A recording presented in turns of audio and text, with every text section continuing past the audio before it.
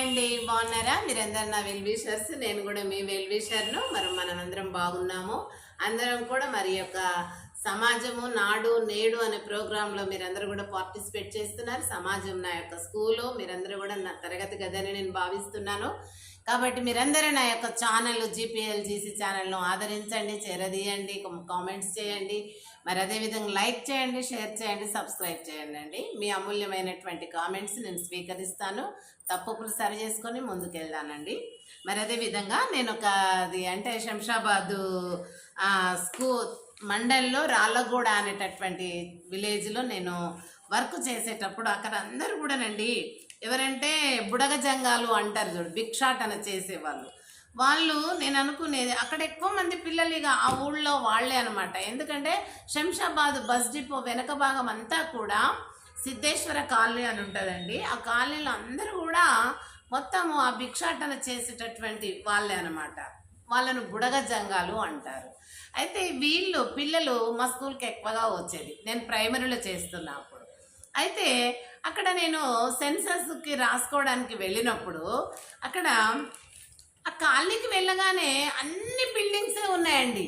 అయితే బిల్డింగ్స్ ఉన్నాయి అన్నీ. మరి పిల్లలందరూ భిక్షాటన చేసే వాళ్ళ పిల్లలు కదా, వారు మంచి బట్టలు వేసుకోరు, మరి వాళ్ళు మంచి తిండి కూడా తిన్నట్టు నాకు అనిపించలేదు. మేమంటే మిడ్ డే మీల్స్ స్కూల్లో పెడతాము ప్రభుత్వం తరఫున, ఆ యొక్క మధ్యాహ్న భోజన పథకం నుండి. కానీ మరి మేము రాసుకోనికపోతే పిల్లలందరూ మేము టీచర్లు రెమ్మడి పరిగెత్తుకొని వస్తారు. టీచర్లు తర ఒక వార్డు ఇస్తారు కదా, అట్లా వెళ్తామన్నమాట. అయితే అలాంటి సమయం లోపల పిల్లలు ఏం చేస్తారు, ఎంత అసలు ప్రతి ఒక్కరి ఇల్లు బిల్డింగేనండి. మీరు నమ్మండి నమ్మకపోండి, అందరు బిల్డింగ్స్ అసలు మన అందరి ఇళ్ళ కంటే కూడా బాగుంటాయి. వాళ్ళు పెద్ద గేటు మంచిగా ఉంటాయి. అయితే అక్కడ పోతే పిల్లలందరూ ఇది ఎవరిల్లు రా ఇది అని నేను ఆ లిస్టు చూసి రాస్తూ ఉంటే, మైసంది మేడం, ఇగో అది పోచుగాంధీ మైసంది, ఇదిగో వీంది నర్సిగాంధీ, అది ఇది అని చెప్తాడు. అరే ఏంట్రా మరి ఇంత పెద్ద బిల్డింగ్ ఉంది, మరి అట్లుంటారేంటి అని అంటే, లేదు మేడం వీళ్ళది బిల్డింగే. ఆ పిల్లోడు చెప్తాడు మాది కాదు మేడం, మాది కాదు అంటే గవర్నమెంట్ నుండి ఏమన్నా వచ్చేటి బంద్ అయితే ఏమన్నా భయపడి వాళ్ళు తల్లిదండ్రులు అలా చెప్పి పెడితే పిల్లలు కాదంటారు అనమాట. దాని తర్వాత ప్రతి బిల్డింగ్ ముందర ఒక వింత ఏంటంటే చిన్నది కుక్కురు గుడిసె ఉంటుందండి.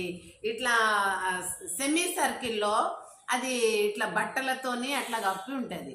ఎందుకు ఇది బిల్డింగ్ ఏమో ఎదురుగుంటుంది, ఇక్కడ బిల్డింగ్లు ఎవరు ఉండరు. ఆ యొక్క గుడిసె దగ్గరనే ఒక కుండ, పాడుబడిన డేక్షల్ లాంటివి అట్లా ఉంటాయి. అవే వండుకొని తిని అలా ఉంటారు వాళ్ళు. ఈత ఆకుతోని చేపలు అల్లుతూ ఉంటారు.